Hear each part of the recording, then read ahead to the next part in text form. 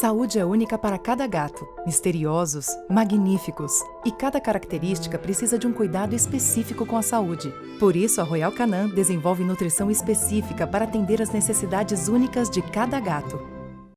Boa noite, ouvintes da VetSmart. É um prazer estar aqui novamente com vocês. Agradecer à Royal Canin pelo convite novamente para falar de outro tema bastante diferente, que é para falar sobre os hábitos de gestão hídrica dos gatos, de onde isso vem e qual a correlação que a gente tem com doenças da atualidade. E ainda vou trazer mais para a parte terminal da apresentação alguns pontos novos, algumas perspectivas futuras de pesquisas, de assuntos que a gente ainda não entende muito bem, mas que podem impactar diretamente na qualidade de vida do nosso paciente felino relacionado aí à questão de ingestão hídrica. Tá? Quando a gente vai falar de ingestão hídrica especificamente do gato, como eu já falei anteriormente em outra apresentação desse mesmo seminário de medicina felina que a gente está fazendo, a gente precisa entender qual a característica evolutiva de domesticação do gato. De entender que o gato está muito menos tempo domesticado ao lado do homem. O gato não tem 10 mil anos de domesticação. E se a gente for parar para pensar numa perspectiva histórica de linha do tempo, é uma espécie que há pouco tempo foi domesticada, então muito do seu comportamento evolutivo e ancestral permanece similar àqueles que os antecederam.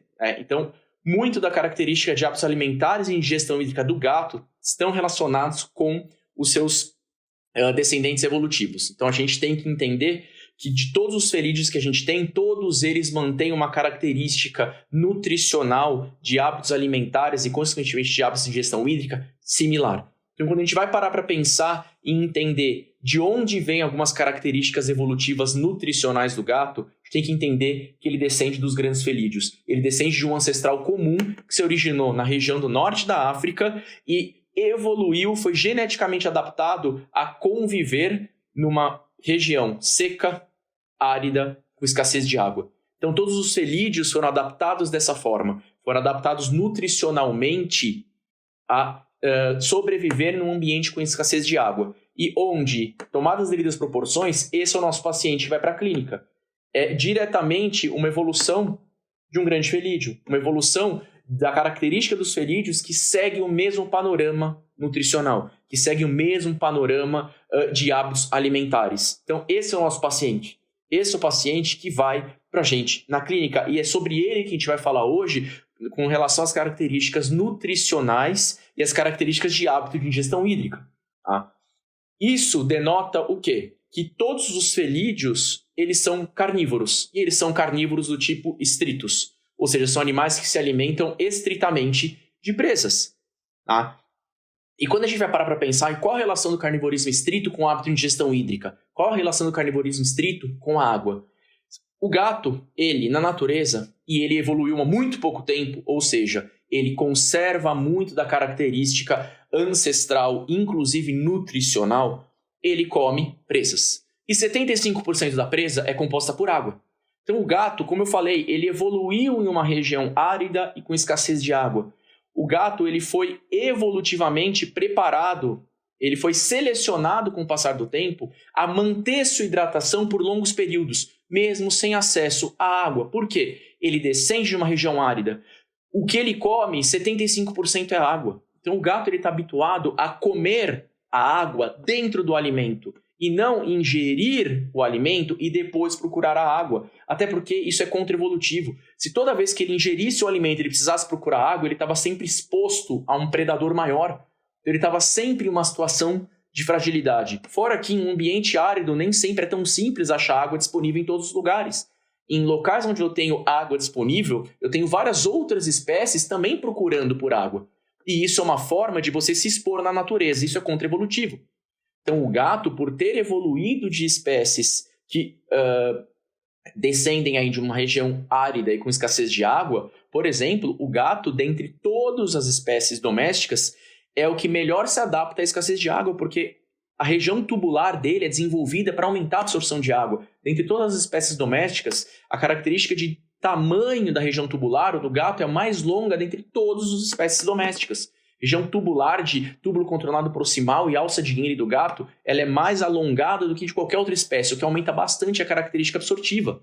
O gato, na natureza, ele consegue manter hidratação por longos períodos, mesmo sem acesso à água. E ele consegue fazer isso sem perder peso e sem alterar a osmolaridade. E isso acontece por quê? Porque ele tem uma capacidade absortiva de água tubular enorme, concentrando ao máximo sua urina. O gato, dentre as espécies domésticas, é a que mais concentra urina. Inclusive, uma concentração urinária maior que a dos cães. O gato consegue concentrar a urina dele até 1,060, 1,080.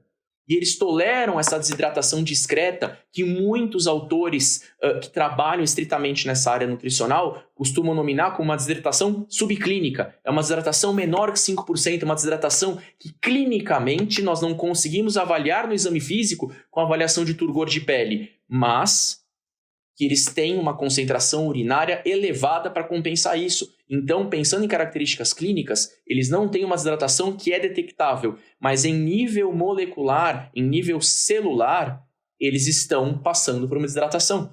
Então, o gato na natureza, ele tolera essa desidratação subclínica, ele tolera essa escassez de água com uma enorme concentração urinária sem alterar parâmetros de perda de peso ou osmolaridade. Então, isso é característico da espécie. Tá? A gente tem que entender que na natureza, o gato ele adquire a água do alimento em primeira instância e só depois ele vai compensar o restante que faz falta. Quando a gente fala de faz falta, quando a gente fala de adquirir o restante, o que isso quer dizer? A gente tem que entender quais são os mecanismos fisiológicos que controlam a característica de consumo de água, estímulo de sede e produção de urina. Isso é um mecanismo complexo fisiológico que está relacionado aí com alterações de osmolaridade, volume circulante extracelular, ou seja, o volume circulante, e isso tudo vai gerar estímulos fisiológicos para a produção de vasopressina arginina, que é o ADH, que é o hormônio antidiurético, e produção consequente de estímulo de sede através do hipotálamo e do centro da sede, hipófise com efeito direto em rins. Então a gente tem que entender mais ou menos como funciona essa fisiologia do controle da sede e da aquisição de água, bem como da antidiurese, através da produção do ADH. Então, gente, quais são os mecanismos fisiológicos que geram o estímulo de sede e a liberação de ADH, do hormônio antidiurético, pela hipófise? A gente tem 3 principais mecanismos.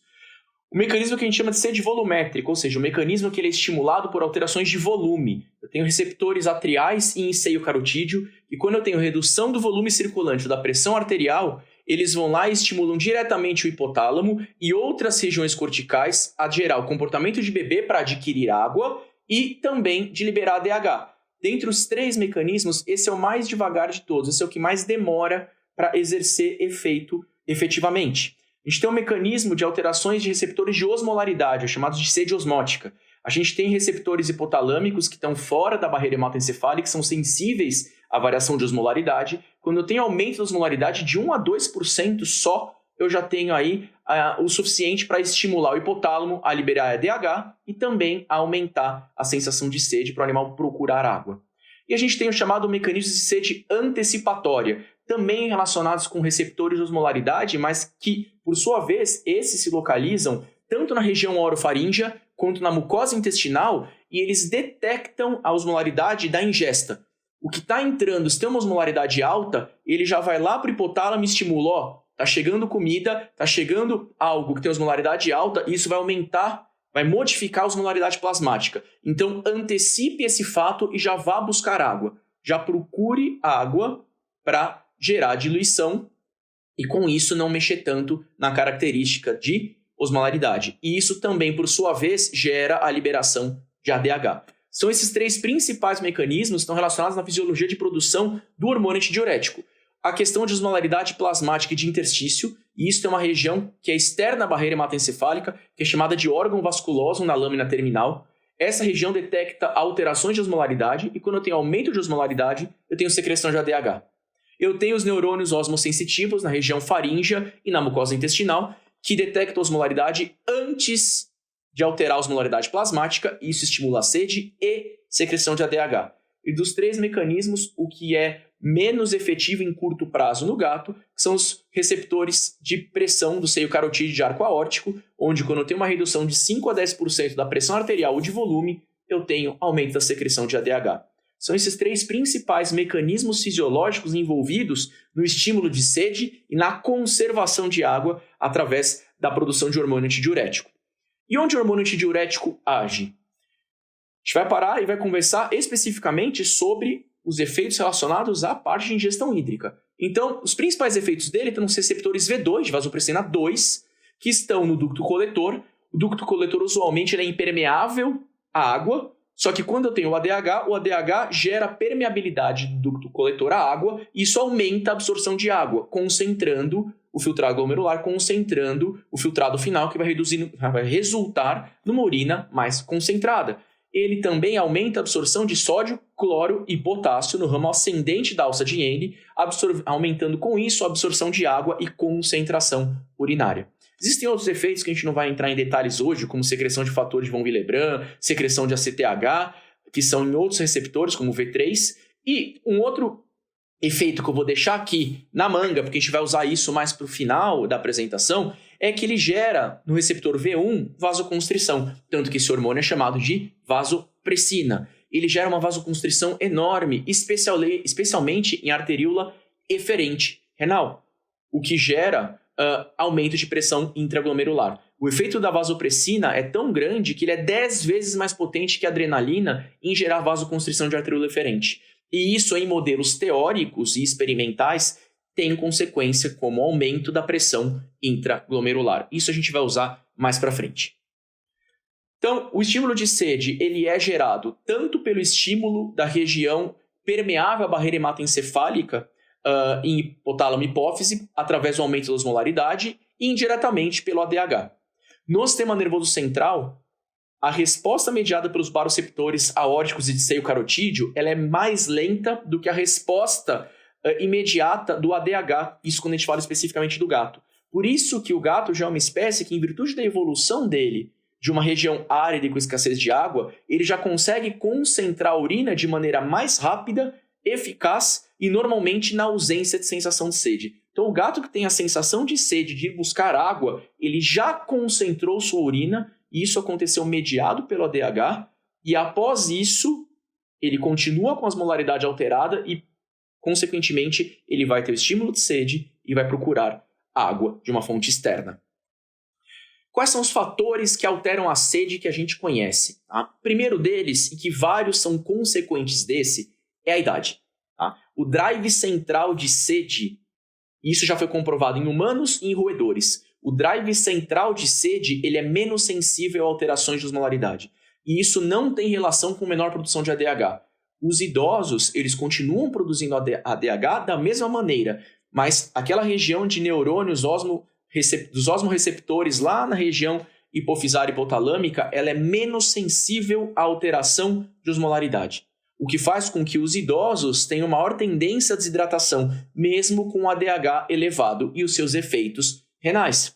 No gato, isso é suspeito, isso não é comprovado, mas é bem provável que aconteça da mesma forma no gato e no cão, que os idosos tenham menor sensação de sede e maior tendência à desidratação. E o que colabora também na fase etária geriátrica a que isso aconteça? Menor capacidade de concentração tubular, menor mobilidade para alcançar a água e com isso eles tendem a desidratar mais por ter dificuldade de chegar na água, especialmente os animais que têm doença articular degenerativa. Lembrando que 95% dos gatos acima dos 12, 14 anos têm doença articular degenerativa que resultam em alteração de mobilidade e disfunção cognitiva, também bastante comum no felino geriátrico e são fatores que podem se somar, gerando alteração no estímulo de sede e tendência à desidratação no animal da faixa etária sênior e idosa. Tá? E outro fator que altera a sede, a gente vai conversar bastante, é a dieta. Não só o tipo de dieta usada, seco ou úmida, mas também o regime dietético. Aqui eu trago um gráfico de um trabalho com resultados preliminares, ainda um trabalho que está em andamento na Nova Zelândia, de um pesquisador, um professor de nutrição chamado Nick Cave. Ele está trabalhando bastante com essa questão da relação de densidade urinária, de parâmetros renais em gatos que comem dietas secas e úmidas, trabalhando bastante com a questão de gestão hídrica. E aqui eu trago um gráfico mostrando duas faixas etárias de animais jovens aqui e animais idosos com o quadrado que não está preenchido, animais jovens com 1 a 2 anos de idade, idosos entre 10 e 13 anos de idade, 8 animais em cada grupo, onde esses animais eles eram alimentados exclusivamente com dietas úmidas, tá? 100% dieta úmida. E eles tiveram uma troca abrupta de dieta, eles passaram por uma dieta especificamente seca, mostrando como os animais jovens conseguem, na mudança de dieta úmida para seca, ou seja, na redução abrupta do nível de água ingerido com o alimento, como o animal jovem consegue concentrar muito mais a sua urina, chegando em 24 horas a mudar a densidade urinária de mais ou menos 1,028, 1,030 para acima de 1,060, enquanto os gatos de fase etária mais idosa, eles em 24 horas conseguiram subir a densidade urinária para no máximo 1,035. Isso quase após 48 horas na mudança abrupta de dieta, os idosos conseguiram chegar a subir sua densidade urinária para quase 1,040, mas isso não se compara à concentração urinária que o gato jovem tem. E o interessante é que não houve diferença na ingestão voluntária de água dos dois grupos. Ou seja, mesmo sem eu ter uma diferença de ingestão hídrica voluntária, é nítido que o gato idoso concentra menos a urina do que o gato mais jovem. Por isso que os idosos têm maior tendência à desidratação. E aqui eu estou trabalhando com gatos saudáveis, que não são azotêmicos, e eles não vão atrás de água mais do que o outro grupo, mesmo tendo uma densidade urinária menor. Então a gente tem que lembrar que os idosos têm maior tendência à desidratação. E isso é uma alteração fisiológica da faixa etária. E óbvio que tem outros problemas que podem somar, que podem piorar essa característica de não procurar tanto água. O que a gente pode fazer para aumentar a ingestão hídrica de um gato? Primeiro ponto é lembrar de onde o gato adquiria água na natureza. A maioria da água que o gato ingeria na natureza estava no alimento e não no ambiente. E ele depois ia procurar no ambiente quando lhe faltava e a osmolaridade aumentava demais. Onde o gato bebia água na natureza? Ele bebia água de regiões lagos, poças ou de água que poderia ter um movimento corrente escorrendo em parede ou coisa do gênero, mas principalmente de regiões empoçadas. Por isso que a característica de interesse do gato por água é de potes largos, amplos, onde eles não encostam o bigode, porque é uma região extremamente sensitiva, eles não gostam de encostar o bigode, sempre com água até o topo. Então, para eu tentar aumentar a ingestão hídrica do gato, eu preciso entender como ele bebia água na natureza. Eu tenho que espalhar múltiplos potes de água pela casa e a água longe da comida. Na natureza, o gato não comia e depois ia procurar água. Essa questão da comida ao lado da água é uma visão humanizada da refeição. E o gato não comia como humano. O humano come dessa forma. Então, a água longe do alimento aumenta a ingestão hídrica do gato e não lado a lado. Quem compra o potinho de água do lado do potinho de comida é o proprietário, porque se o gato pudesse comprar, ele não compraria dessa forma. Eu tenho que ter múltiplos potes de água longe do pote de alimento, em locais tranquilos, onde ele não se sinta exposto, onde ele não tenha receio de ser atacado por um outro gato, por um cão, de se assustar e de criar uma aversão frente à ingestão de água e ao pote naquela localidade. Então, em locais tranquilos e de fácil acesso, especialmente para os animais de meia idade e idosos, que ele não tenha desconforto para chegar no local e acabe desistindo de ir buscar água porque ele está com dor. Potes largos, cheios até o topo. A gente vai conversar sobre a real eficácia de fontes. Se o seu gato bebe bem na fonte, mantenha a fonte, mas não necessariamente a fonte aumenta a ingestão hídrica do gato, principalmente a médio e longo prazo. A gente pode utilizar pontos de enriquecimento ambiental, como colocar potes de água em múltiplos locais, utilizar congues, utilizar comedouros para colocar comida úmida dentro, para o gato interagir com a comida e ficar procurando tirar a comida úmida desse local. Eu vou mostrar até um vídeo que foi cedido para a professora Daniela Ramos, de gatos que usam Kong com dieta úmida congelada dentro, fazer picolé de dieta úmida, onde eles vão ficar lá perdendo um baita tempo para conseguir lamber essa dieta e com isso aumentando a interatividade com a comida. Isso é uma forma excelente de enriquecimento ambiental. E, obviamente, a gente tem pontos dietéticos, tanto do regime adotado, a gente vai ver o que aumenta a ingestão de água, se a dieta fracionada em 2, 3 refeições por dia ou a dieta ad libitum, a dieta à vontade durante o dia inteiro. E, sem dúvida, uma das melhores estratégias para aumentar a ingestão hídrica do gato é o uso de dieta úmida. A gente vai conversar um pouquinho de cada um, tá? Então, sempre lembrar de utilizar potes largos, amplos, sem possibilidade do gato bater o bigode, com água até o topo. Gatos que bebem água de torneira, tem muitos gatos que são habituados a beber água de torneira porque é bonitinho, porque eles ficam pedindo. Só que a questão é que o gato que é habituado dessa forma, ele bebe pouquíssima água. Além de ser um gasto enorme de água, porque a torneira vai ter que ficar aberta, ele é dependente ou da torneira estar aberta ou do proprietário estar em casa para beber água.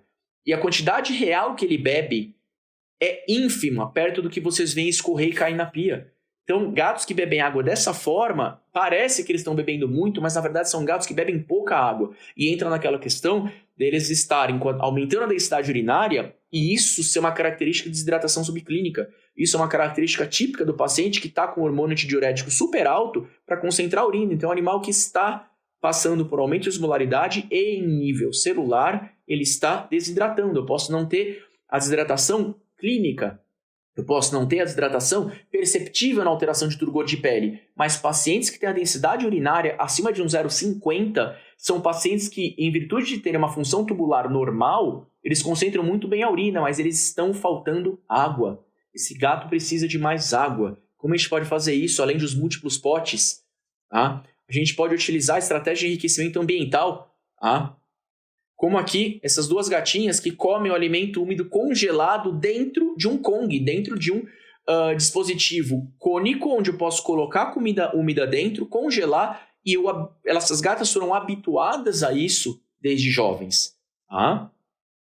Eu posso, por exemplo, com a característica de enriquecimento ambiental, colocar água dentro de uma bexiga, congelar essa bexiga, e depois de congelada, eu tirar o plástico, né, a borracha da bexiga, e ter aí uma bolinha de gelo onde muitos gatos vão se interessar por isso. Isso vai derretendo aos poucos e aumenta a interatividade dele com o ambiente, com o gelo, e muitos tomam isso. Isso pode ser um ponto de enriquecimento ambiental também que aumenta a ingestão hídrica do gato. Mas, sem dúvida, uma das grandes coisas que a gente ouve constantemente é a questão de vamos colocar mais fontes para aumentar a ingestão hídrica do gato.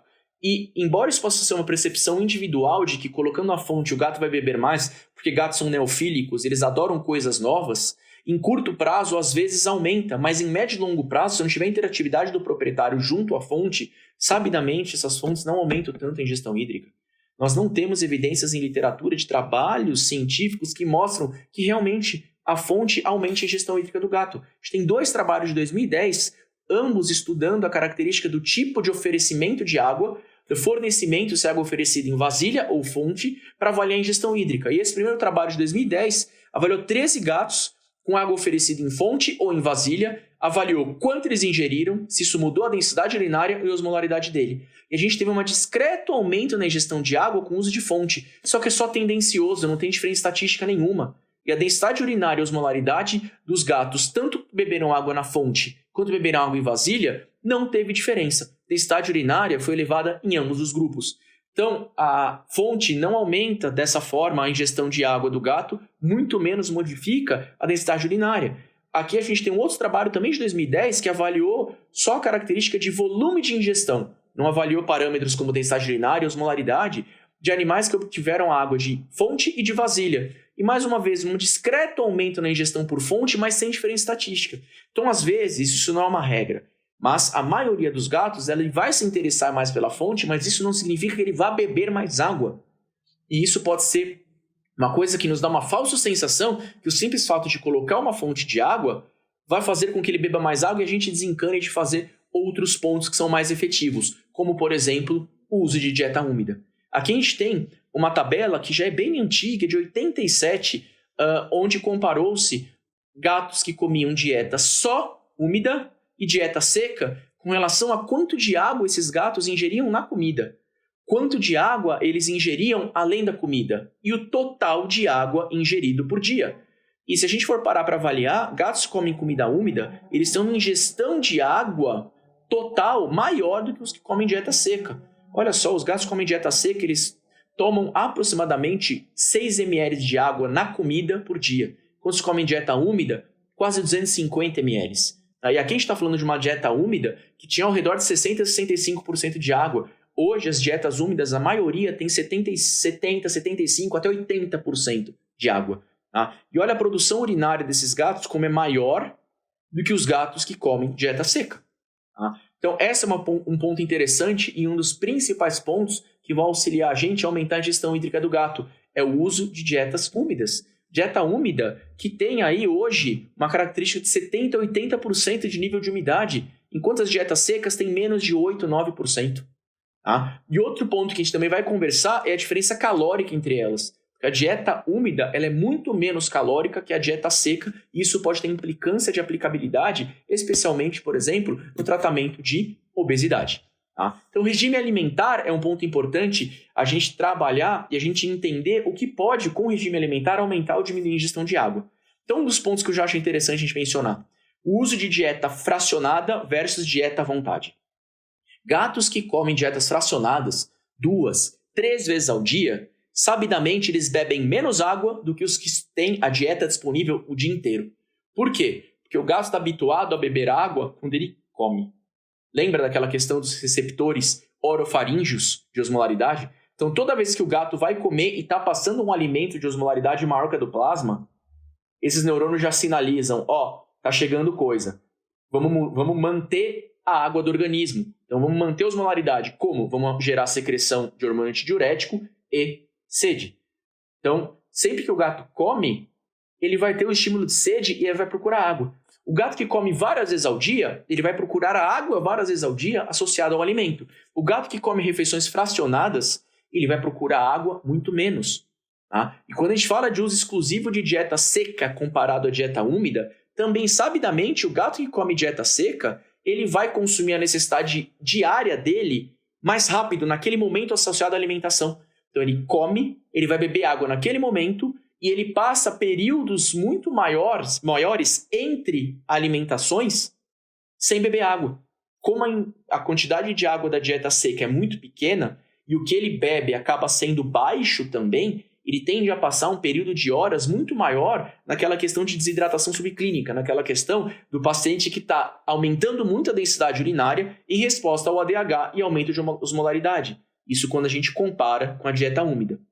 Dietas úmidas, elas têm uma quantidade maior de água, elas têm uma densidade calórica menor e, sabidamente, elas também diminuem a ingestão voluntária alimentar. Elas saciam mais. Então, eu trouxe aqui alguns dados interessantes para a gente entender como a dieta úmida pode ajudar a gente não só a aumentar a ingestão hídrica, mas também a diminuir o montante calórico. Aqui um trabalho de 2011 que avaliou o efeito do conteúdo de água da dieta na ingestão voluntária e perda de peso em gatos. Os pesquisadores avaliaram 16 machos inteiros que eram alimentados 2 vezes ao dia por 2 meses, com a mesma variedade de dieta. 8 deles usaram dieta úmida e 8 deles usaram dieta seca. Mas o que foi essa dieta seca? Os pesquisadores pegaram a dieta úmida, desidrataram e forneceram essa dieta úmida desidratada para os gatos. Então o perfil energético era o mesmo, o percentual de matéria seca, a densidade calórica delas era a mesma. A variedade era, uma tinha água, a outra não. E estatisticamente, o grupo que usou a dieta úmida teve uma ingestão alimentar menor e uma redução de peso durante o uso dessa dieta úmida quando comparado aos animais que utilizaram a variedade de dieta seca do tipo úmida desidratada. E os gatos que comeram a dieta úmida tiveram maior interesse pela comida do que os que usaram a dieta desidratada, a dieta seca. Aqui um outro trabalho também interessante que avaliou o efeito da restrição do conteúdo de água da dieta em gatos que foram submetidos à perda de peso por restrição calórica. Esse grupo ele pegou 27 gatos e fez gatos perderem peso por restrição calórica. Quando eles perderam uma determinada quantidade de peso, eles dividiram esses gatos em 2 grupos. E um grupo, eles ofereceram uma dieta com 12% de umidade, com maior densidade calórica. E ao outro grupo, ofereceu uma dieta com 52% de água, com uma densidade calórica menor. E, obviamente, o grupo que comeu a dieta com maior umidade ganhou menos peso, porque eles ingeriram uma dieta com uma densidade calórica menor. Esse grupo gostou desse resultado e procedeu à mesma restrição calórica em um novo grupo de gatos. Eram 19 gatos, fizeram esses gatos perderem peso por restrição calórica e aí ofereceram o mesmo tipo de dieta, os 2 grupos de dieta à vontade, mas eles mensuraram atividade física, trânsito gastrointestinal e digestibilidade. E o grupo que ingeriu a dieta com maior umidade, ou seja, menor densidade calórica, teve um maior nível de atividade física. Então a conclusão do trabalho foi que as dietas com maior teor de umidade, elas geram menor ganho de peso e aumentam os níveis de atividade. Além de tudo, o trabalho anterior já mostrou também que elas saciam mais. Então isso é um ponto muito interessante da dieta úmida. Dieta úmida está intrinsecamente relacionada com ingestão hídrica e com produção urinária. As dietas úmidas têm até 80% e 85% de água. Os gatos que usam estritamente a dieta úmida, eles têm uma ingestão de água bem maior que os requerimentos muitas vezes. Por isso que os gatos que usam especificamente dietas úmidas, eles bebem pouca água e muitos nem chegam a procurar água no pote, porque eles têm uma ingestão além dos requerimentos. Os animais que usam dieta seca, eles têm menor ingestão de água e a produção urinária deles também é menor, com uma urina muito mais concentrada. Isso mostra que eles têm mais tendência a passar por desidratação subclínica, a passar por uma densidade urinária muito alta, como efeito direto do ADH, gerando concentração urinária. Tá? Então eu costumo falar que quando a gente vê gatos com densidade urinária acima de 1,050, 1,060, esses gatos, inclusive, eles, por exemplo, começam a ter maior tendência a formar cristal, porque cristais naturalmente se formam em um ambiente supersaturado, um ambiente de urina mais saturada, mais concentrada. E eu recebo muitas vezes muitos pacientes que estão com cristalúria, tanto avaliada num exame ultrassonográfico, quanto avaliado num exame de urina, e os proprietários são preocupados no uso de dietas terapêuticas A, B, C, D, para tentar tratar o cristal, e eu falo que esse gato, o que ele precisa é de água. Esse gato está com pouca água na dieta dele. Se a gente aumentar a ingestão de água desses gatos, certamente isso vai parar de acontecer em boa parte deles. Tá? Até porque as principais doenças relacionadas com baixa ingestão hídrica e aumento de densidade urinária são as doenças de vias urinárias baixas, de vias urinárias inferiores. E aqui a gente tem um gráfico com os 8 principais trabalhos de avaliação de prevalência e tipos de doenças urinárias mais comuns em gatos. E se a gente for avaliar essas 8 grandes revisões e levantamentos de doenças urinárias em gatos, as doenças mais comuns em gatos são, em primeiro lugar, a cistite intersticial do gato, cistite intersticial ou idiopática felina, e em segundo ponto, as litíases.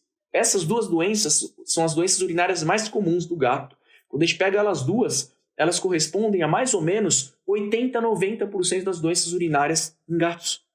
E ambas estão relacionadas com baixa ingestão hídrica. As litíases têm como os fatores predisponentes obesidade, castração, que vocês vão ter uma aula específica sobre isso com o professor Rodrigo, e alimentação úmida. E o gato que come alimentação úmida, ele é 3 vezes menos predisposto a desenvolver litíase.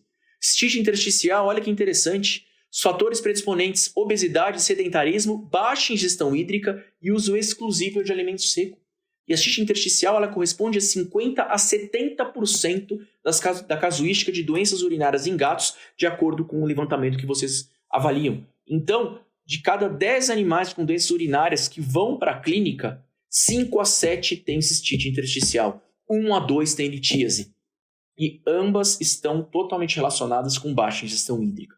Tá? Lembrando que a cistite intersticial, que é a doença urinária mais comum do gato, ela originalmente não é uma doença urinária. A bexiga sofre a consequência de uma alteração de mecanismos neuroendócrinos do paciente predisposto. Esses pacientes têm alteração da resposta ao estresse ao qual eles são sujeitados. Eles têm uma maior resposta adrenérgica em sistema nervoso central ao estresse, um maior número de fibras que levam esse estímulo de estresse a vários órgãos-alvo, inclusive a bexiga, e ainda tem uma resposta chamada de subnormal, uma baixa resposta do cortisol a estímulos estressores. Não é que eles têm uma insuficiência na produção de cortisol, eles têm uma baixa produção em situações de estresse.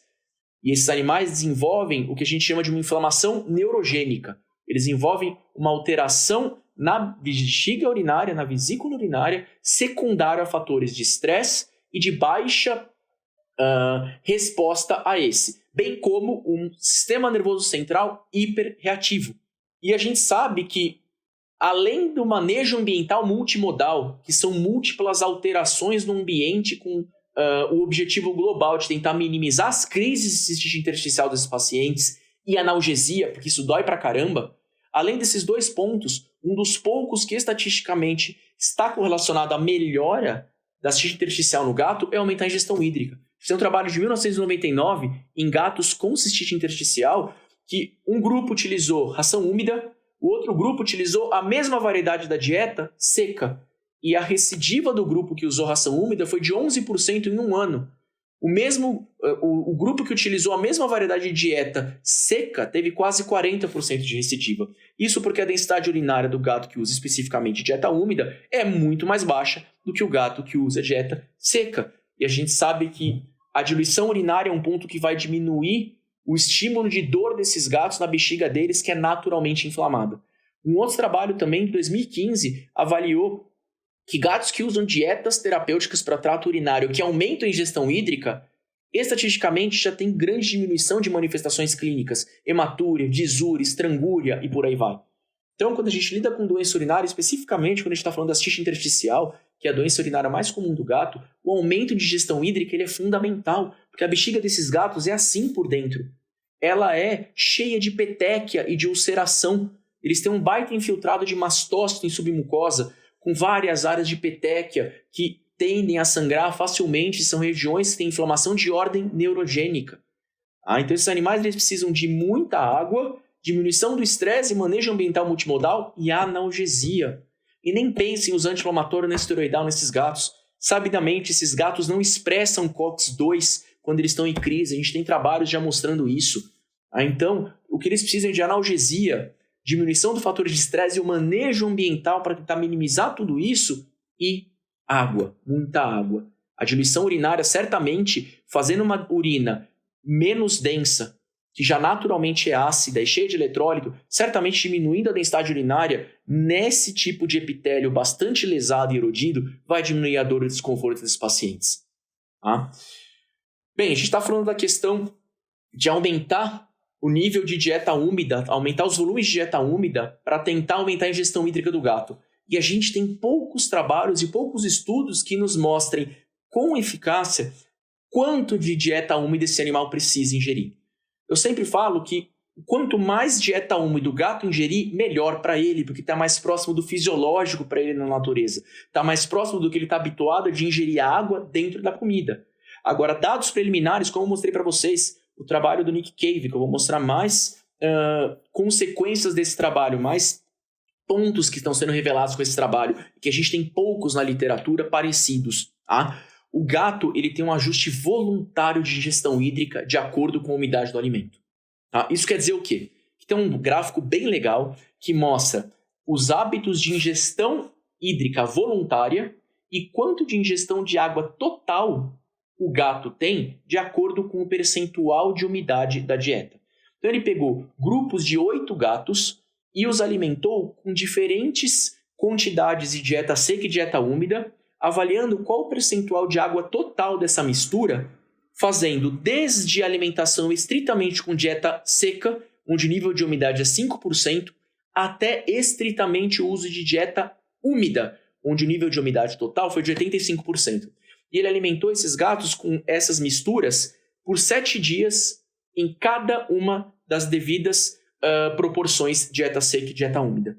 E sempre no 7º dia, antes de mudar para concentração de umidade seguinte, ele avaliava a densidade urinária desses gatos e, obviamente, ele avaliava dia a dia em gaiolas metabólicas o quanto esses gatos ingeriam voluntariamente de água e o quanto eles ingeriam total de água somando a água do alimento.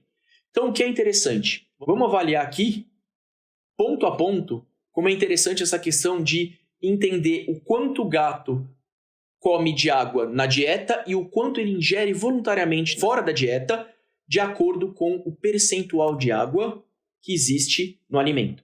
Então, vamos ver aqui o gato que é alimentado com uma dieta estritamente seca, com 5% de umidade. Esse gato ele tem uma ingestão total de água diária ao redor de 50 ml de água por quilo de peso. E a ingestão voluntária dele de água é de mais ou menos 45 ml de água por quilo de peso. Então, quando o gato ele come uma dieta estritamente seca, ele vai beber mais ou menos, voluntariamente, 45 ml de água por quilo de peso. Mas, quando a gente vai avaliar o volume total de água que ele ingere por ingestão voluntária mais dieta, isso chega a mais ou menos 50 ml de água por quilo de peso. Então, ele ingere a maioria de seu montante hídrico voluntariamente por boca e não da dieta. Se a gente for avaliar com o aumento do percentual de água na dieta, o volume total ingerido não muda. até 65% de umidade, eu tenho o mesmo montante de água total ingerida, de mais ou menos 50 ml por quilo. O que acontece é que o gato ele vai adaptando, ajustando voluntariamente a sua ingestão voluntária. Ele vai adaptando a sua ingestão por boca de acordo com o nível de umidade da dieta. E com o aumento da umidade da dieta, a gente vê claramente uma redução do montante de água voluntária que esse gato ingere. Então, entre 5% e 65% de umidade, ou seja, entre o uso de dieta estritamente seca, até uma proporção mais ou menos de 40% de dieta seca e 60% de dieta úmida, o volume total de água ingerido não muda. O gato só vai gradualmente diminuindo a ingestão voluntária. E só quando eu tenho um nível de umidade aproximadamente de 75%, eu tenho um paciente que para de beber água, ou seja, a ingestão voluntária dele chega a zero, e só a partir dos 75% o montante total de água ingerido aumenta. Ou seja, eu preciso ter aí ao redor de 90% de dieta estritamente úmida para começar a ter diurese acontecendo. Ou seja, para a ingestão de água dele ser maior do que os requerimentos ambientais e isso traduzir-se em diurese. Esse dado é muito interessante porque a gente tem poucos, para dizer raros, trabalhos similares a esse. Isso é um estudo preliminar ainda. Tá? Foi lançado aí em 2019, mostrando que para a diurese realmente acontecer, eu tenho que ter pelo menos 90% de dieta úmida na história. Senão o que a gente vai ter? A gente vai ter um paciente que diminui a ingestão voluntária de água sem aumentar tanto a ingestão total de água. Óbvio que a gente percebe que assim, acima dos 50% a gente tem uma leve tendência de aumento na ingestão total de água, mas isso não é suficiente para ter uma diurese expressiva. Então, certamente, as dietas úmidas elas aumentam a ingestão de água, especialmente quando eu ten% usos acima de 90%, 95%. Aí eu vou ter grande diurese desses pacientes. Elas reduzem o montante energético total, contribuem para a saciedade e estão associadas com aumento de atividade. Elas têm uma excelente aplicabilidade para o manejo da obesidade e de doenças urinárias. Mas, obviamente, não é 100% flores, não é 100% benéfico. A gente tem trabalhos já mostrando que animais que usam só dieta úmida têm um índice de saúde oral pior, com maior tendência à doença periodontal, quando comparados à dieta seca, ou o paciente que usa uma mistura de dietas secas e dietas úmidas. Esse é um trabalho de 2011 que avaliou o impacto das dietas caseiras na higiene e na saúde oral de cães e gatos. Tá? E mostrando o gráfico especificamente de gatos, os gatos que comem dieta úmida estritamente têm uma saúde oral pior do que os que comem dieta seca. Só que isso é muito mais facilmente manejável com o uso de um percentual pequeno de ração seca para existir o efeito abrasivo ou de petiscos específicos para a saúde odontológica e para aumentar o atrito e diminuir com isso o desenvolvimento de placa, escovação e por aí vai. Eu acho que os efeitos benéficos que a dieta úmida tem fisiológicos são muito maiores do que os efeitos deletérios como esse aqui. Agora, o que eu falei até aqui, a gente já tem isso bem estabelecido. O que eu vou falar daqui em diante são alguns campos de pesquisa novos, com novas hipóteses e algumas perspectivas que mostram que a gente ainda tem muito a aprender com relação a o quanto a gente mudou o estilo de dieta do gato comparado com a natureza e se o pouco tempo de evolução dele podem trazer efeitos deletérios quando a gente pensa na mudança abrupta de tipo de dieta. Isso tudo que eu estou falando são só hipóteses daqui em diante, coisas que a gente tem que nos manter atualizados para ver os resultados desses trabalhos preliminares em longo prazo.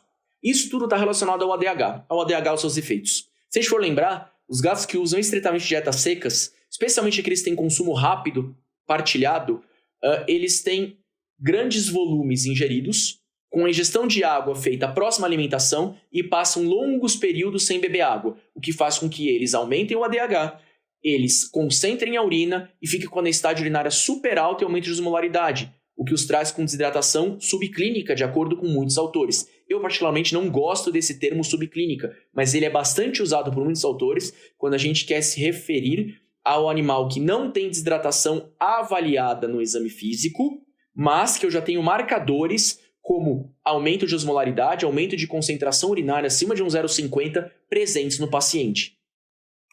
Com isso, eu tenho aumento da produção de ADH para corrigir a osmolaridade. Agora, o que é o ponto que ele ainda é teórico experimental e a gente não conseguiu avaliar especificamente no gato? Será que esse aumento crônico de ADH também gera aumento crônico de pressão intraglomerular? Mesmo autor Nick Cave, professor da Nova Zelândia, avaliou gatos que eram alimentados com dietas estritamente secas, com 5% de umidade. Ele alimentou esses gatos por 7 dias com dieta estritamente seca.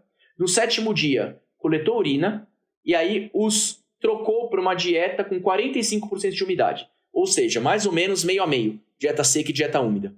Alimentou-os por 7 dias, colheu urina e avaliou relação proteína-creatina urinária. E depois colocou esses animais em dieta estritamente úmida por mais 7 dias e avaliou relação proteína-creatina urinária. E ele achou estatisticamente significativo que os animais que comiam dieta estritamente seca tinham as maiores densidades urinárias e relação proteína-creatina urinária próxima de 0,2, enquanto os animais com 45% e 85% de umidade tinham relação proteína-creatina urinária próxima de 0,1. Tá? E isso foi estatisticamente significativo. Grande questão é, embora a relação proteína-creatina urinária tivesse dentro da normalidade, a gente trabalhou com gatos só com 7 dias de tempo de mudança entre as dietas. Será que os gatos que comem só dieta seca, a longo prazo, teriam efeito deletério por esse aumento de eliminação de proteína na urina, mesmo dentro do fisiológico, dentro dos valores que nós conhecemos como valores de normalidade? Será que isso teria efeito deletério? Outra pergunta, será que no doente renal acontece a mesma coisa?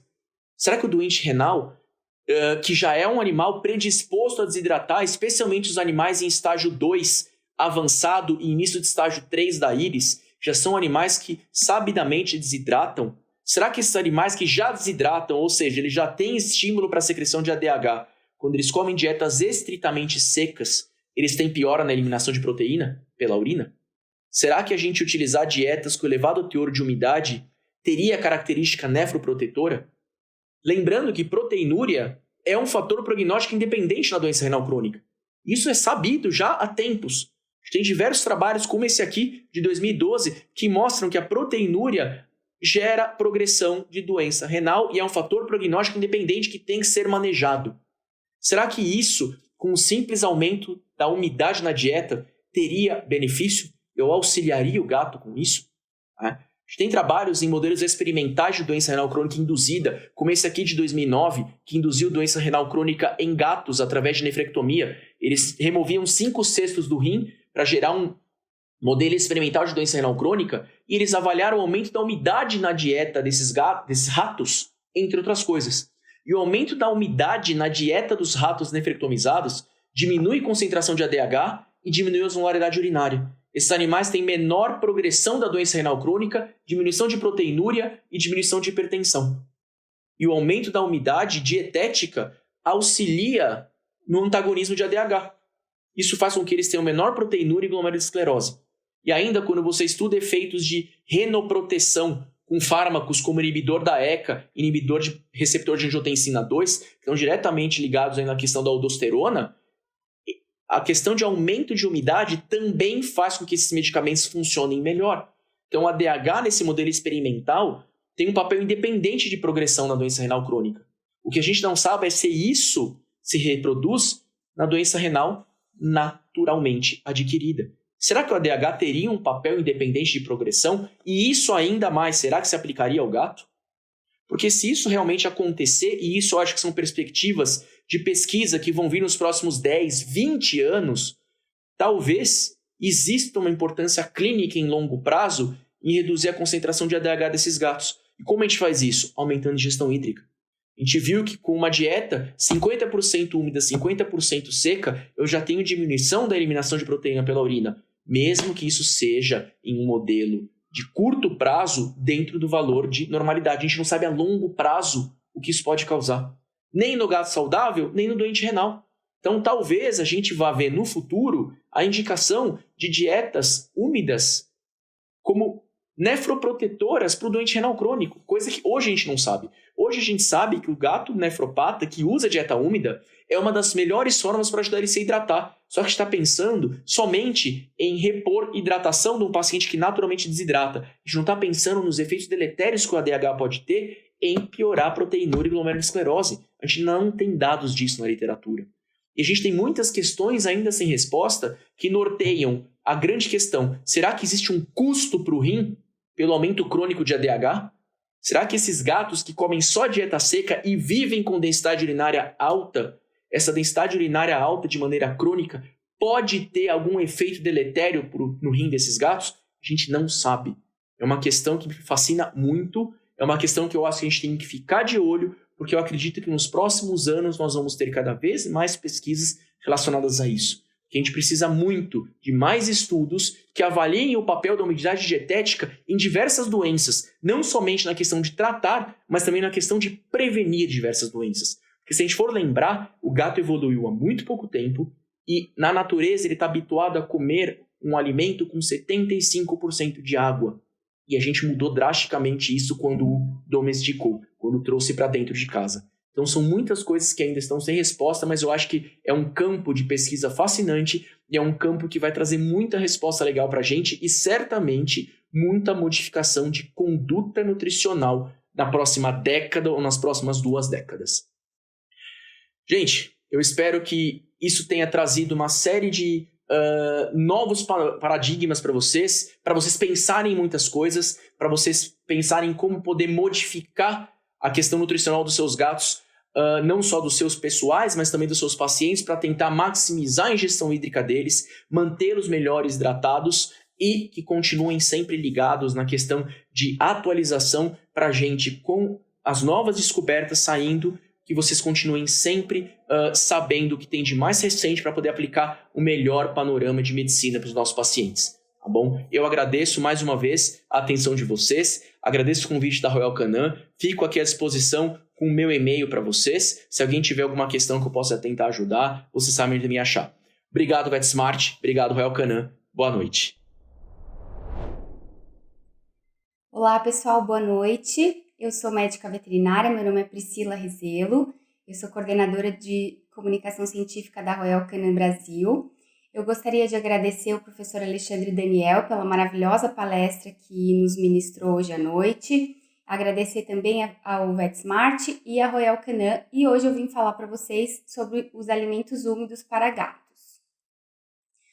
Para a gente relembrar um pouco as características dos felinos, os gatos domésticos, eles têm uma origem provável do deserto, das regiões da África, e eles têm como característica ingerir pouca água. Grande parte dessa água que eles acabavam tendo contato na natureza, elas provinham das presas, dos alimentos, e os nossos gatos domésticos, eles ainda têm uma preferência por alimentos frescos e a característica da sua urina ser bastante concentrada. E por que a gente deve oferecer alimentos úmidos para os nossos gatos? Aqui a gente tem um gráfico que mostra o efeito do tipo do alimento, da umidade presente no alimento em relação ao volume hídrico que o gato vai ingerir diariamente.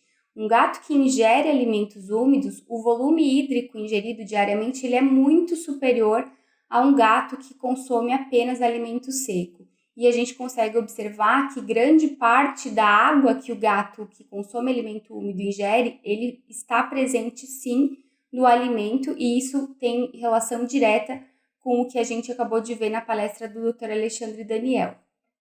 Em relação ao perfil macronutricional, ele fala um pouco para a gente sobre a preferência dos gatos na escolha do alimento.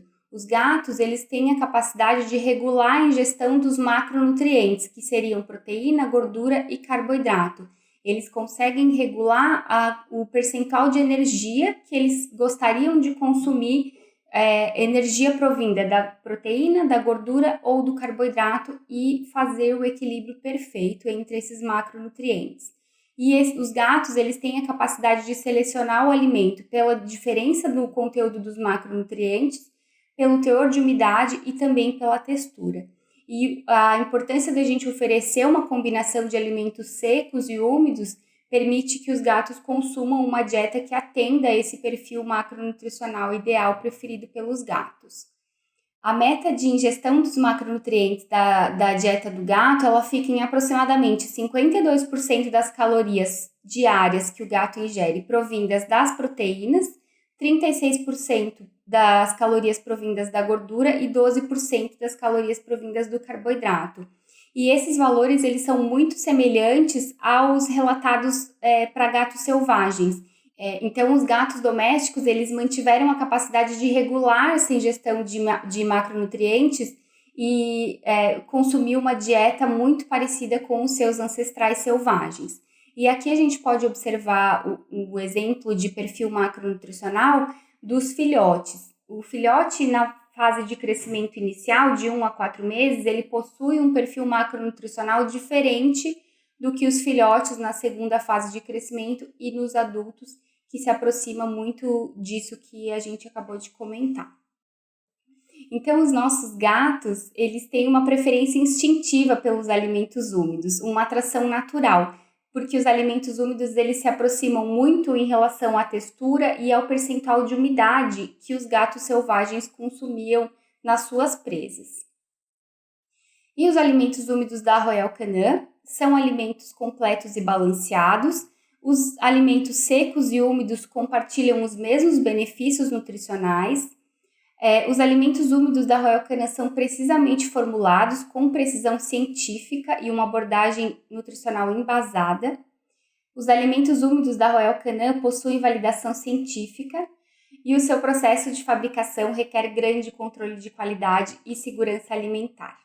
Os alimentos úmidos da Royal Canin possuem elevada digestibilidade, elevada palatabilidade, um perfil aromático que é atrativo aos gatos, a textura diferenciada que atrai os gatos instintivamente, a variedade combinando com os alimentos secos e o percentual de água bastante presente nesses alimentos.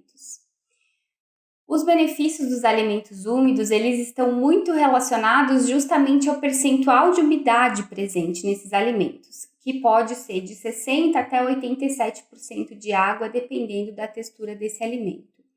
Eles possuem elevada palatabilidade, conhecidamente aumentam a ingestão hídrica e, consequentemente, aumentam o volume e a diluição urinária dos gatos, são de fácil preensão e mastigação, possuem diluição calórica, um percentual muito grande de água, ele, consequentemente, é um alimento com um baixo percentual calórico e também auxilia na saciedade desses gatos, e a sua textura facilita o momento do desmame dos gatinhos.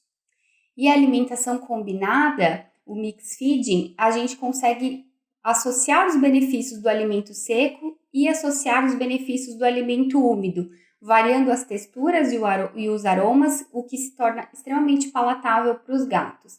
E uma curiosidade, os gatos eles acabam preferindo essa combinação de alimentos secos e alimentos úmidos na sua rotina em refeições diferentes, em momentos diferentes do dia, não misturados na mesma refeição.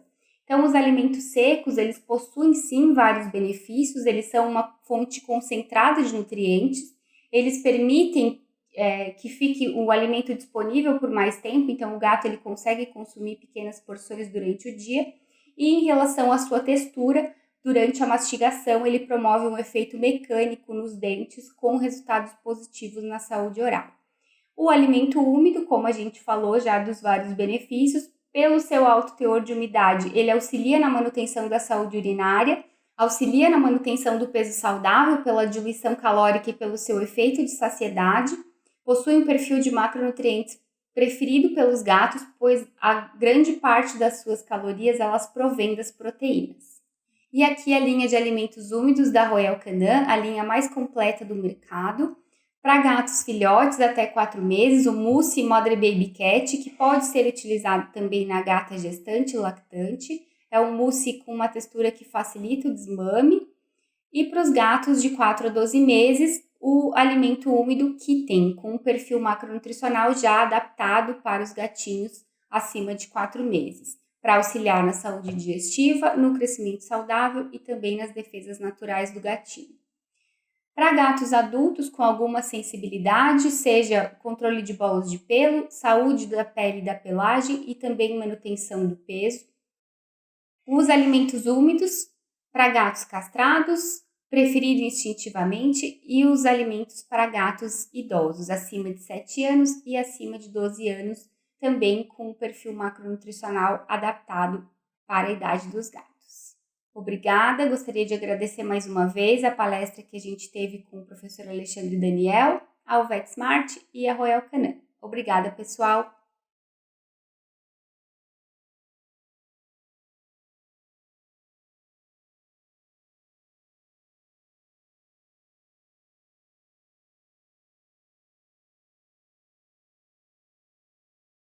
Para você, médico veterinário autônomo, dono de clínica veterinária ou pet shop, o VetSmart e a PetLove vão te ajudar a complementar a sua renda, oferecendo de forma gratuita um e-commerce com a sua cara, mais de 15 mil produtos e a garantia de entrega PetLove, o site número 1 em vendas de produtos pet no Brasil. Toda a criação e gerenciamento da sua loja online é feita de forma 100% digital através do aplicativo do VetSmart. É muito simples e rápido. Para garantir uma renda extra, você só precisa divulgar a loja para seus clientes e após a venda, nós cuidamos de tudo. Cobrança, entrega e o pós-venda também.